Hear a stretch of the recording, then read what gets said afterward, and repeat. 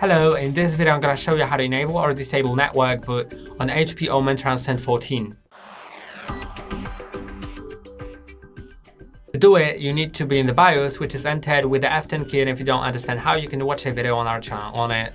Once that's done, go to boot options and then you'll find network boot. You can enable it or disable it. If it's disabled, then USB network adapter will have an exclamation mark in front of it. If it's enabled, then you can boot from it. It's just available, and you can also move it in the boot order or go to one-time boot menu, on which there is a video on our channel on the one-time boot menu, and then select the network boot just once. And that's how you change it. There's also the network boot protocol, so you can choose which protocols will boot, and the network boot TFTP window size, so you can also just type in the value here.